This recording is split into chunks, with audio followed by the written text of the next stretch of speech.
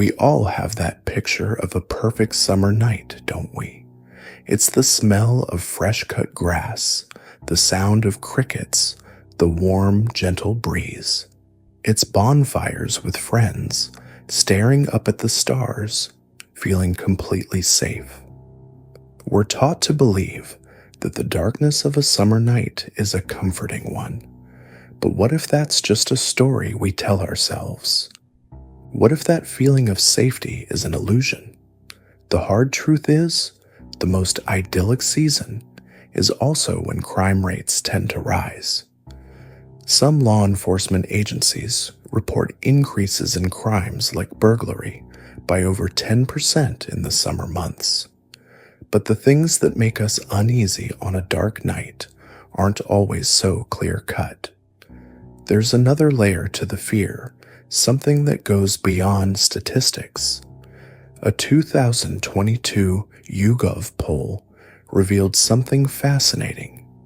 2/3 of Americans say they've experienced at least one paranormal event. That isn't some fringe group. That's a staggering majority of people who have felt a presence that shouldn't have been there, or seen something that defied explanation. So when you mix the very real dangers of the season with that widespread, nagging feeling that there's more out there in the dark, the familiar comfort of summer begins to crumble. Tonight, we're pulling back the curtain on that false comfort. We're going to explore 5 stories from people who learned that the most beautiful summer nights can hide the deepest terror.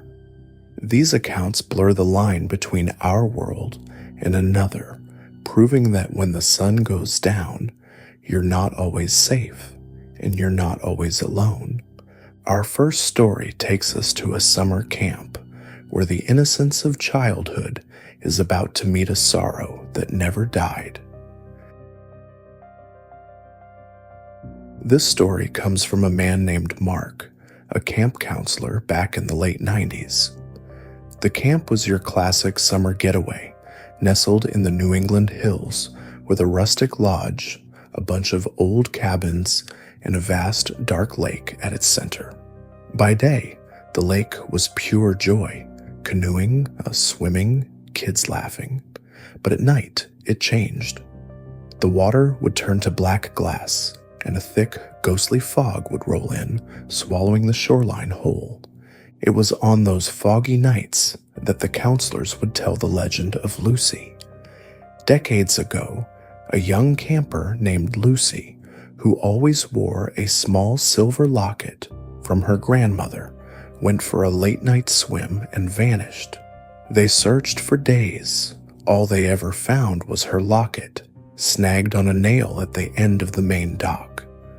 The story goes that on foggy nights, you can still see her, a shimmering, hazy figure, walking the dock, head down, forever searching for the one thing she lost. Mark was a skeptic. He'd heard a million campfire stories and knew they were just meant to keep kids from sneaking out. The story of Lucy was no different.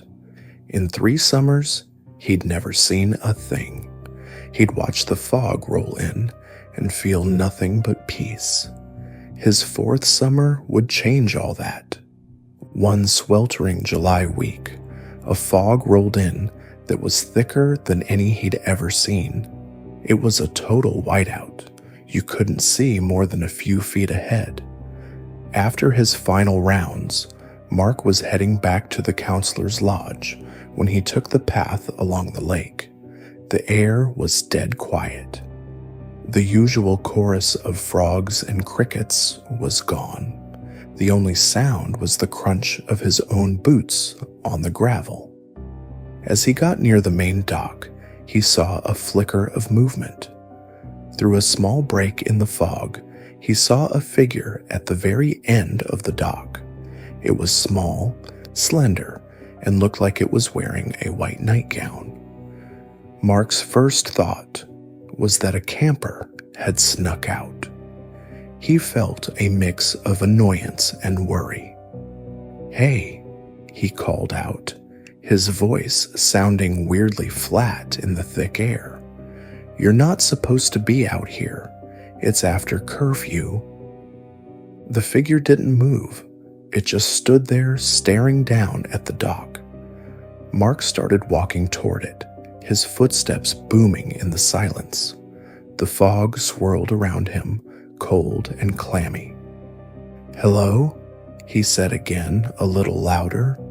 "You need to get back to your cabin, now." He was about halfway down the dock when the figure finally moved. It turned its head slowly, and even through the haze, Mark could see something was horribly wrong. It had no face. Where a face should have been, there was just a smooth, pale, shimmering surface. He just froze. Every instinct screamed run, but he was locked in place by a fear so cold it felt like ice water in his veins. Then the figure did something that would haunt him for the rest of his life. It raised a hand, and in a voice that sounded like dry leaves scraping across concrete, it whispered a single word that seemed to come from everywhere at once. "Locket ... An unreal cold washed over Mark. This wasn't the fog. This was a deep, bone-chilling cold, like it was coming from inside him. It was the cold of the deep lake, the cold of a grave. He could feel the warmth being sucked right out of him. The figure glided a step toward him, then another. It didn't walk. It floated, its feet never touching the wood. With each step, the whisper grew louder, more desperate. "Locket? Have you seen my locket?" Mark finally broke free. He didn't scream. He couldn't. He just turned and ran. He sprinted down the dock, his feet slipping on the damp wood, not daring to look back. He could feel that icy presence right behind him, hear that rustling whisper at his heels. He burst off the dock and didn't stop until he slammed through the door of the counselor's lodge, collapsing to the floor, trembling. His friends rushed over, confused, then alarmed. He was white as a sheet, shivering in the humid air, trying to explain what he'd seen. At first, they thought it was a joke, but then they saw the raw terror in his eyes. An older counselor, Dave, went to the window and peered out at the dock. It was empty, but as he looked closer, he saw it. There, at the very end of the dock, something small and silver glinted in the moonlight. It was a locket. Mark never went back to the dock at night. The easygoing skeptic was gone, replaced by a man who understood that some stories aren't just stories. They're warnings, waiting in the fog for the next person to stumble upon them. Our second story also comes from a summer camp with a legend about a different kind of ghost. It's a tale about a light in the dark, one that promises to guide you, but only leads to despair. This comes from a woman named Chloe, who learned as a teenager that some lights are best left alone. The legend at Camp Pine Ridge was about the Lantern Man. Years ago, a camper got lost in the huge woods surrounding the camp. He wandered for days with only a small kerosene lantern. When they finally found him, he was delirious from exposure and died soon after. But his spirit, the story goes, never left. On moonless nights, people would report seeing a single, flickering lantern bobbing deep in the trees. The legend came with a warning. If you see the light, never follow it. Those who do are said to become hopelessly lost, forever chasing a light they can never reach. Chloe and her friend Sarah were 16 and way too cool for campfire stories. As junior counselors, they rolled their eyes when they heard the tale. It was obviously just a way to keep kids in their cabins. A few weeks later, a huge thunderstorm knocked out the camp's power, plunging everything into a thick, inky blackness. After calming down their cabin of terrified 8-year-olds, Chloe and Sarah sat on their porch to decompress. The storm had passed, leaving behind a heavy silence and the smell of rain-soaked pine. The moon was hidden, the darkness was absolute.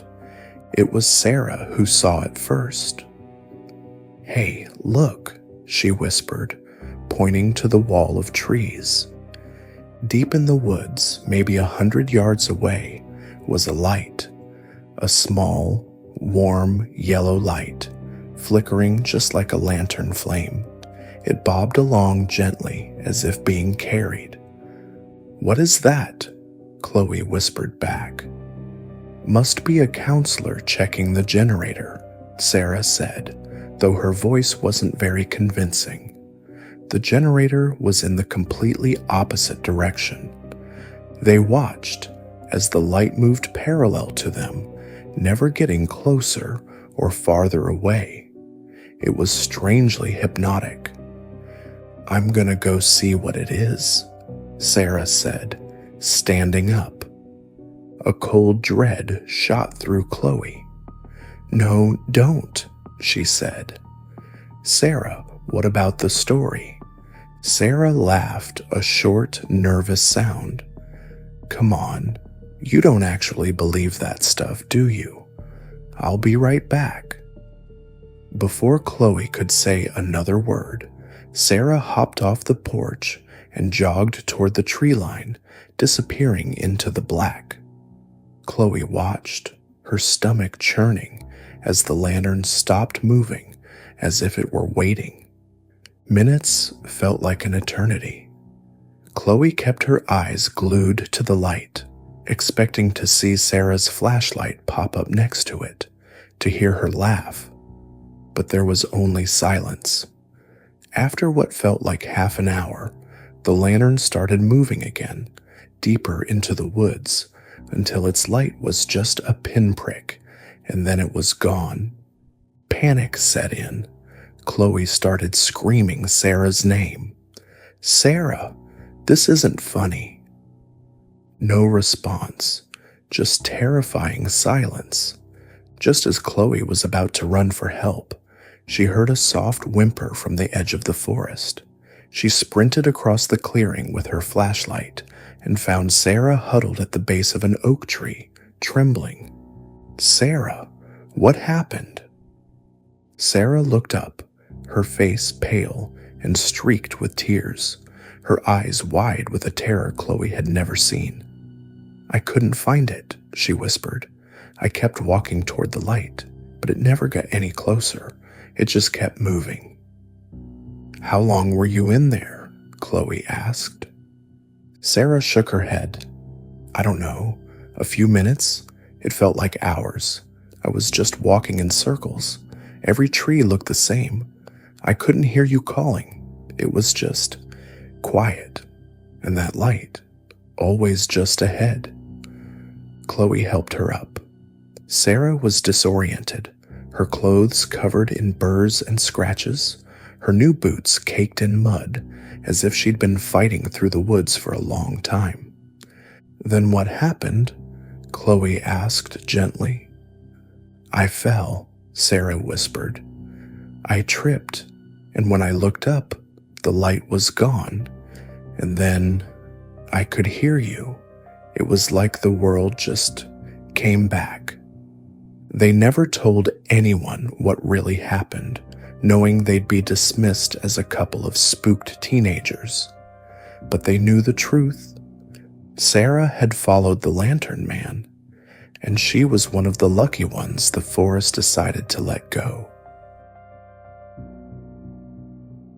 This next story brings the horror of the woods into the modern age, a terrifying intersection of technology and the supernatural.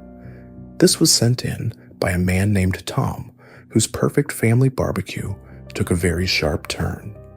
Tom, his wife, and their 7-year-old daughter, Lily, were in the backyard of their new house, which bordered a dense patch of woods. It was a perfect July evening. The sky was orange and purple, the air smelled like honeysuckle, and fireflies were starting to wink on in the twilight. Lily was obsessed, running around with a glass jar trying to catch them. It was a picture of pure, happy family life. After a bit, Lily ran up to the patio. "Daddy," she said, pointing to the dark tree line, "look at those fireflies. They're different." Tom looked where she was pointing. About 20 yards out, right at the edge of the woods, was a cluster of lights, maybe a dozen of them, hanging in the air. And Lily was right. They weren't the soft green of a firefly. They were a bright, almost electric yellow, and worse, they didn't blink. They pulsed, a slow, steady, rhythmic pulse, all perfectly in sync. "That's weird," Tom's wife said. "What is that?" "Some new kind of bug," Tom offered, but it sounded ridiculous even to him. He felt a strange prickling on the back of his neck. Something about those lights was deeply wrong. Before they could react, Lily started walking toward them. "I want to catch one of those." "Lily, wait," Tom called out. "Stay here."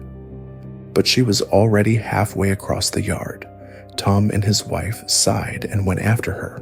As they got closer, the wrongness got stronger. The air around the lights felt thin. The normal sounds of the night, the crickets and cicadas, were gone. In their place was a low, barely audible hum.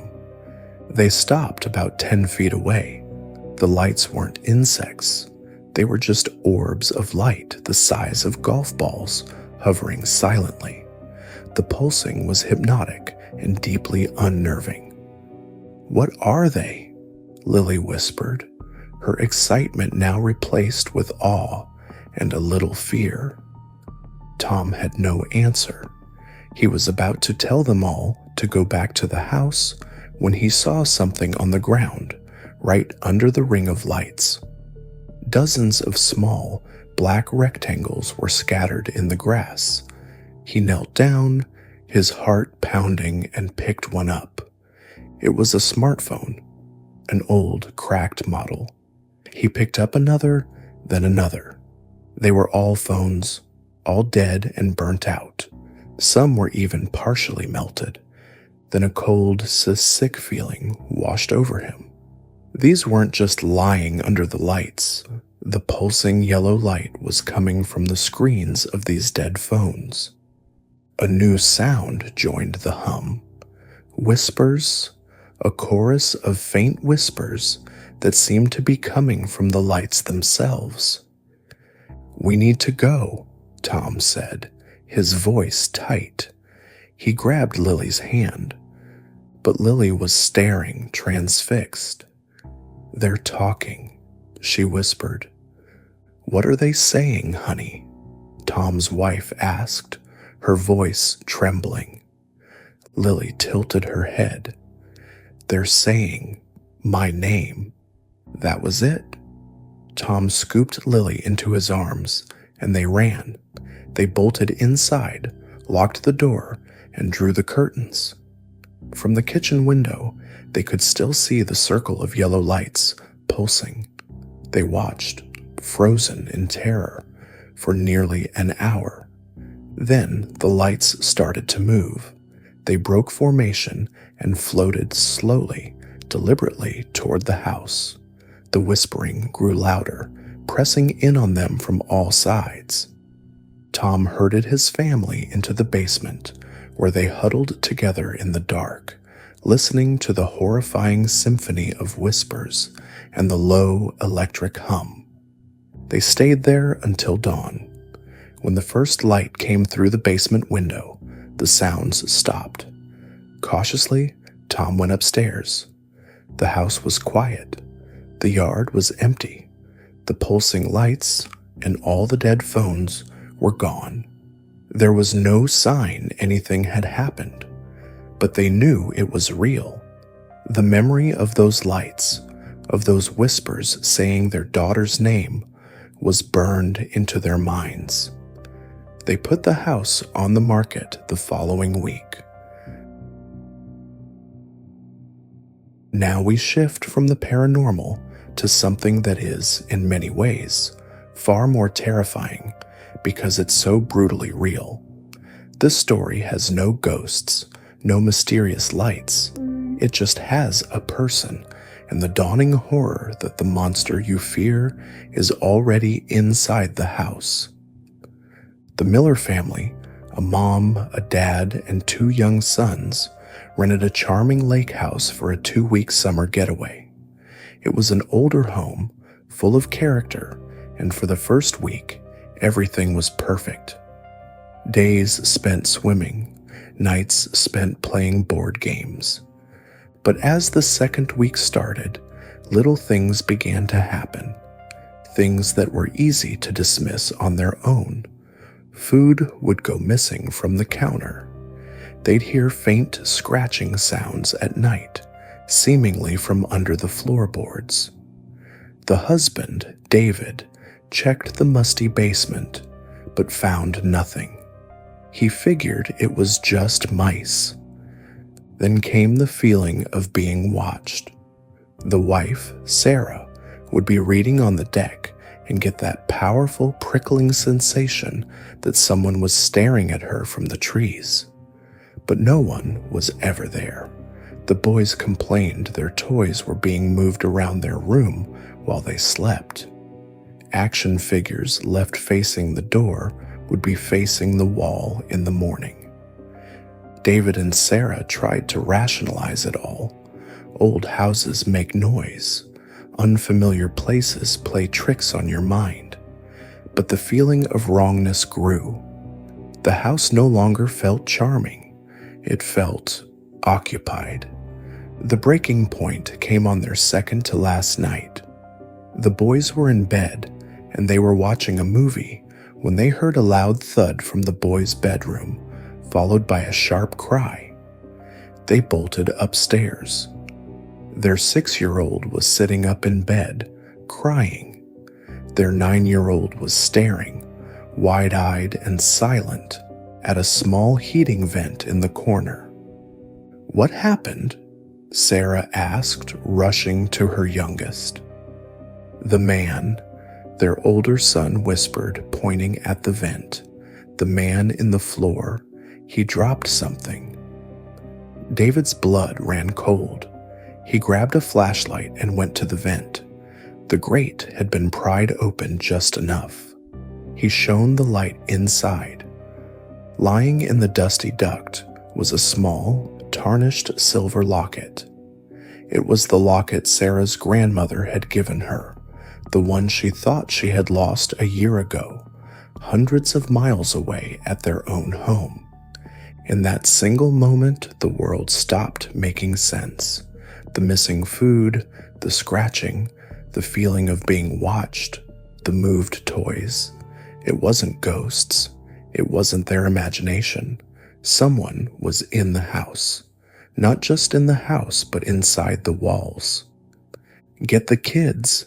Get in the car, now," David said, his voice deadly calm. Sarah saw the look on his face and didn't ask questions. She grabbed the boys and ran. As they fled out the front door, David heard it. A soft, mocking chuckle that seemed to come from the very air around them. They drove straight to the nearest police station. What the police found back at the lake house was a living nightmare. In the basement, behind a false wall, was the entrance to a cramped crawl space that ran the length of the house, right under the main floor. Inside was a dirty mattress, empty food wrappers from the Miller's kitchen, and stacks of magazines. The most disturbing part? The walls were covered in photos. Photos of the Miller family taken up through the heating vents. Pictures of them eating, playing, and sleeping. There were also dozens of small, stolen trinkets, little trophies from their lives. The locket was just one of them. The man was a drifter who lived there every summer, secretly cohabitating with the vacationing families, treating them like his own personal reality TV show. He'd been doing it for years. The Millers were just the first to figure it out. The police eventually caught him, but for the Miller family, the trauma of that violation, of knowing someone was living in the darkness just beneath their feet, never went away. Our final story is maybe the most psychologically terrifying. It combines the isolation of a getaway with the modern horror of surveillance, proving that the deepest fear comes from the slow realization that your sanctuary has been completely and intimately breached. Every summer, two couples, Liam and Maya, and Ben and Chloe, rented a cabin in the mountains.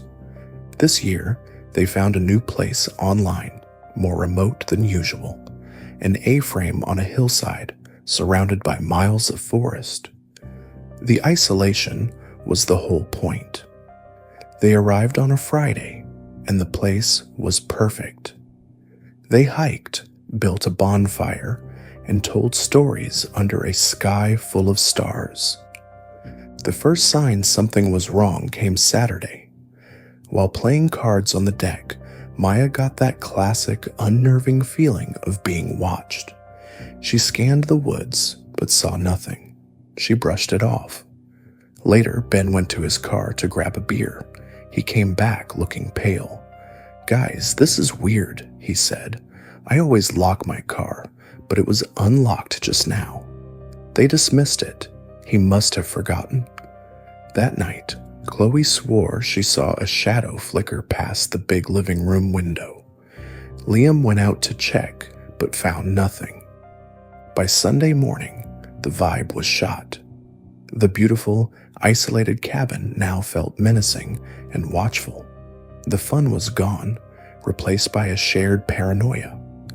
They decided to pack up and leave a day early.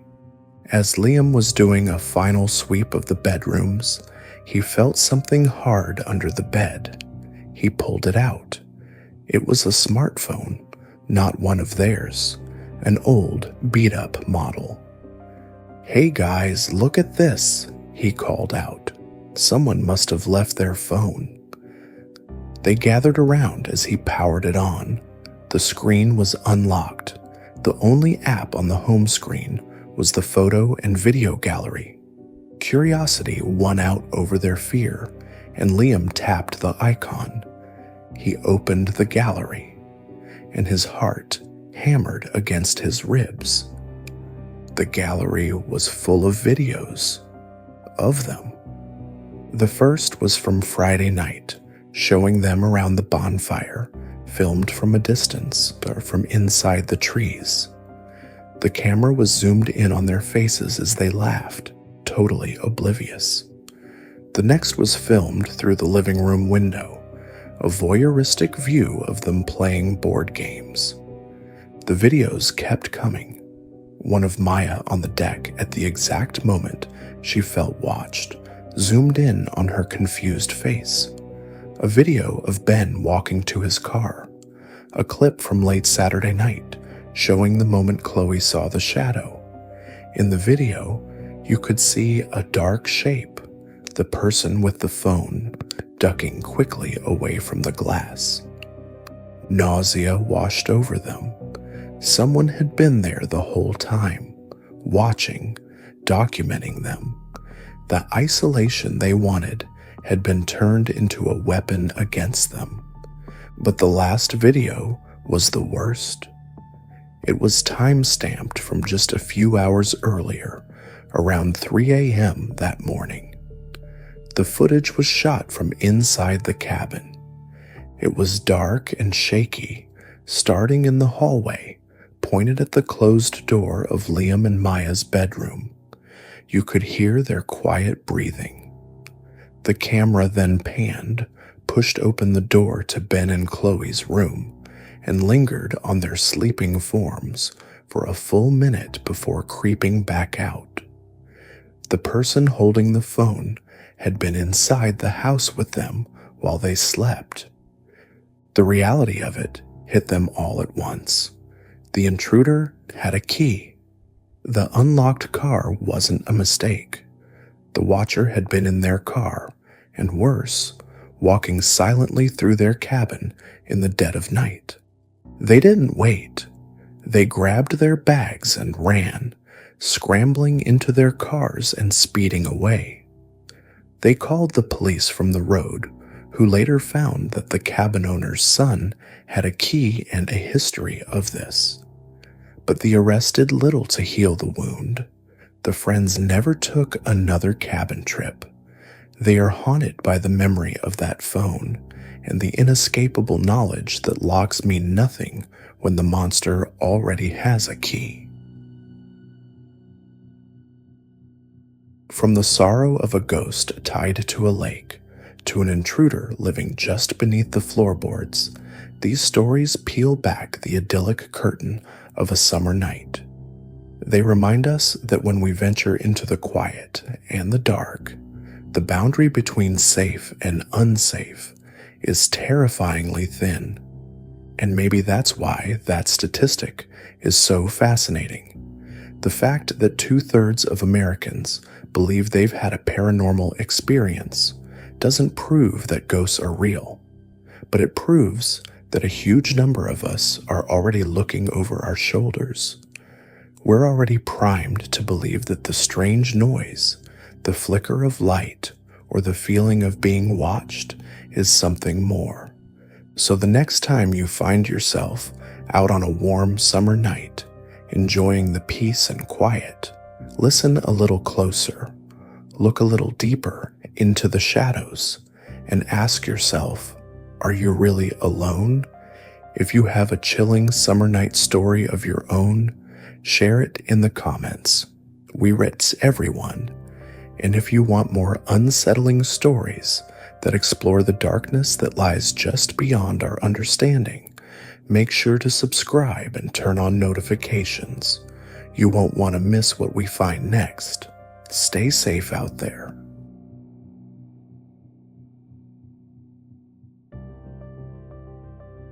Thank you so much for sticking with me to the end. I really hope you enjoyed it. If you liked this video, please hit that like button and don't forget to subscribe for more content like this. Take care, and I'll see you in the next one.